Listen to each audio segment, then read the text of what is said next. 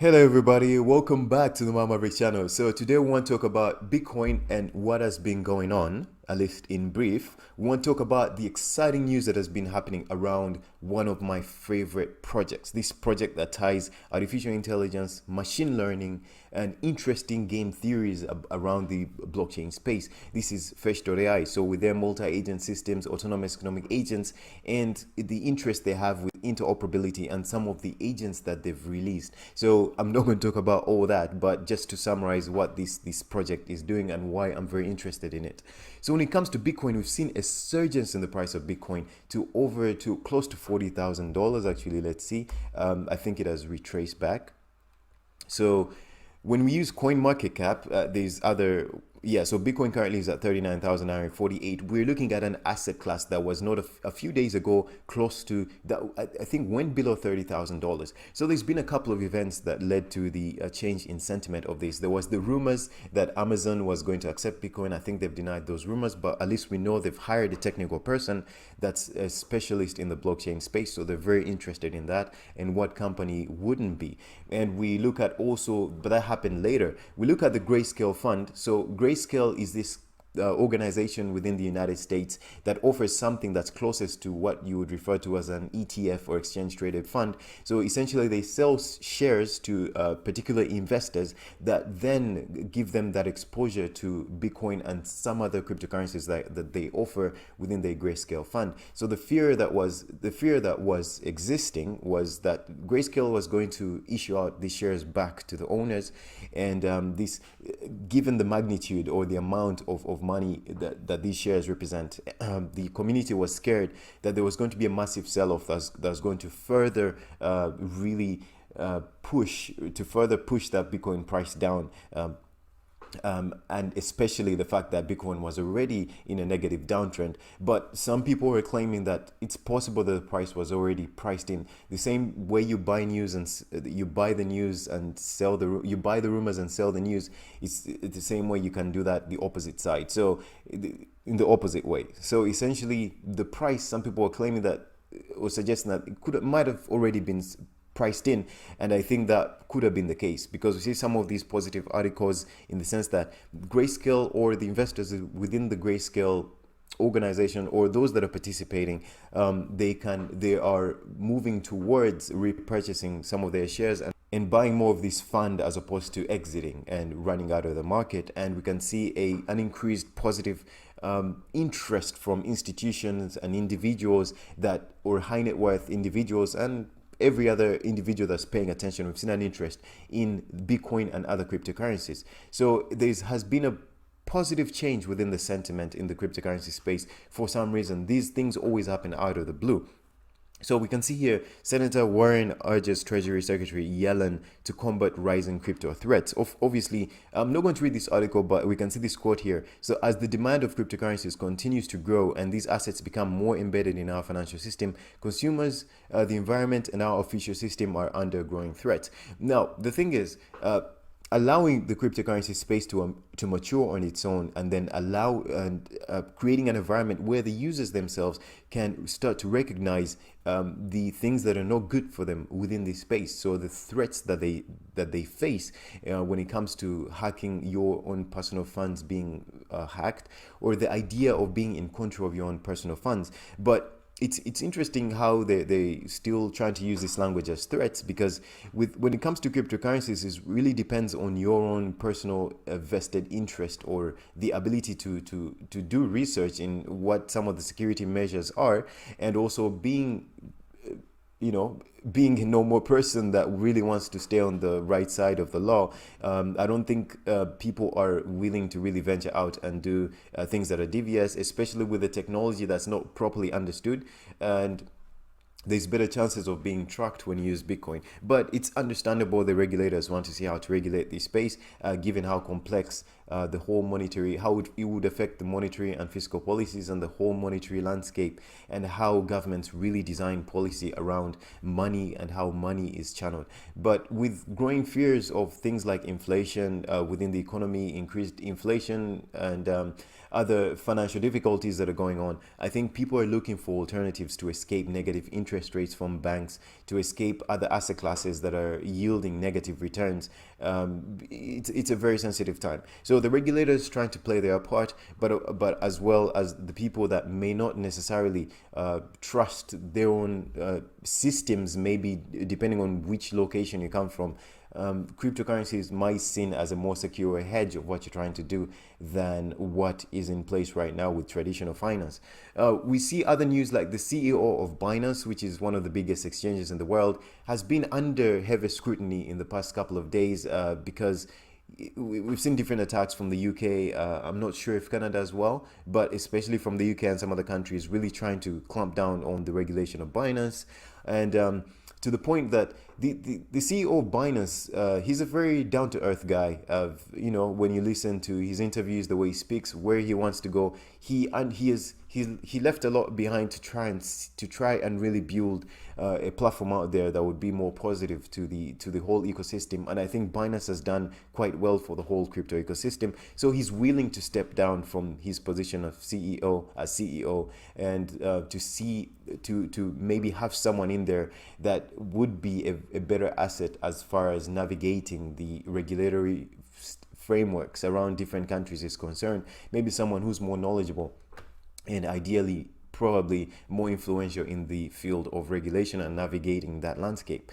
So that is a very small brief summarization of what has been happening in the crypto space.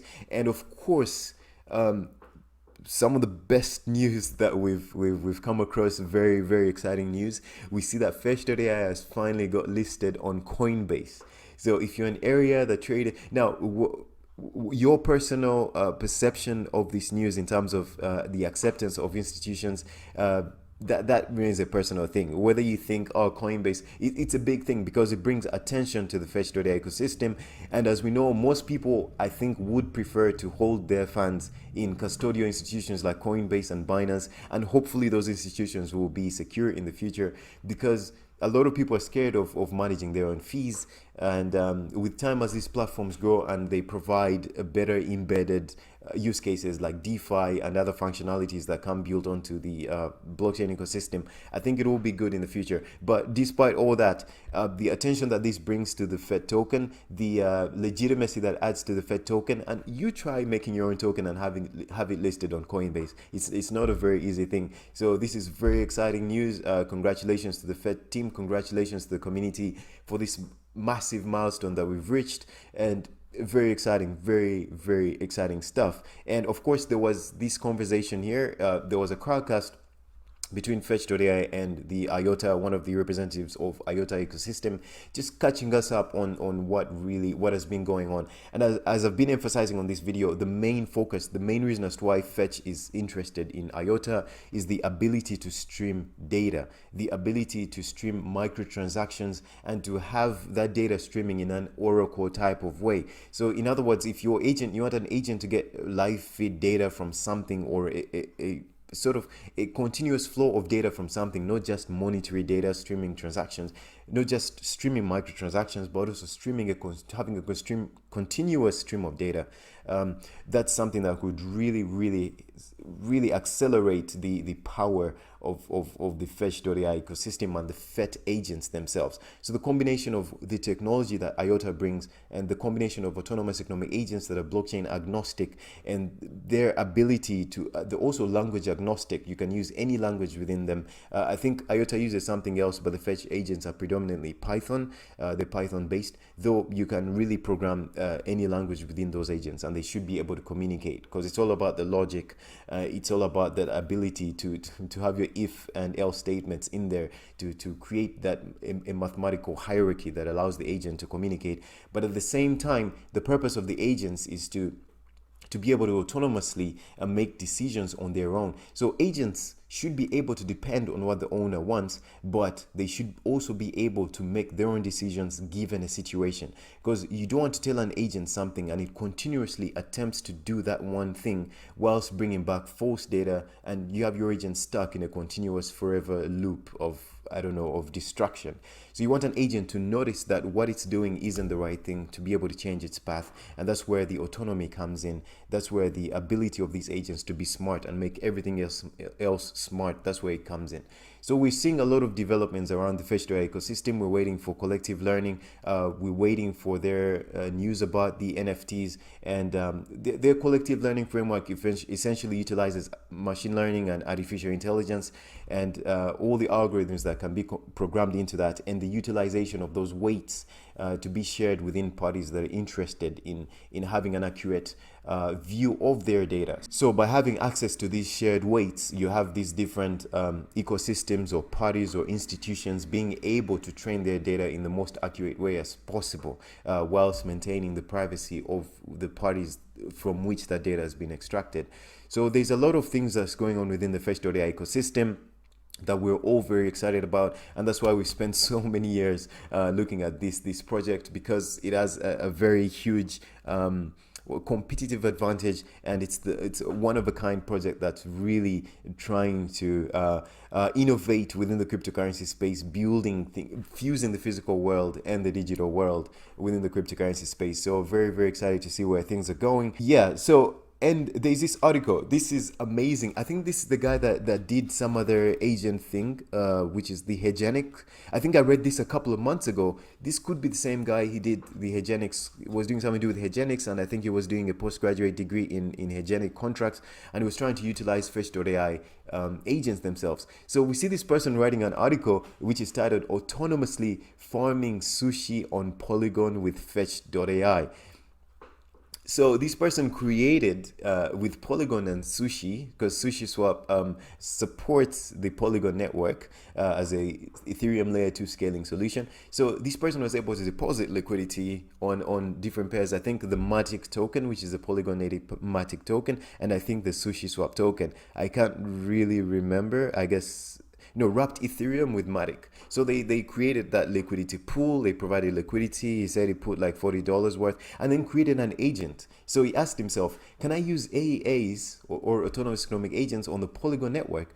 Could I interact with the Sushi smart contract to claim that reward automatically? It turns out that yes, I could do both of those things much quicker and easier than I imagined. Working the Fetch.ai framework is always a pleasure. The end result is pretty simple. It only harvests your pending sushi for now. However, the plan is to make it considerably more advanced maybe next weekend. So those that are familiar with the Fetch.ai interface, you can actually see from this diagram that this person was not messing around. They were not just using an Ethereum smart contract, but you can see that the agent address is I think this is a hexadecimal Ethereum address, which is 0x588 and so on. But you can see that this is running on the Autonomous Economic Agent Framework version 1.02, 1.0.2. And this is really, really exciting stuff. 8baller, in case you see this, congratulations.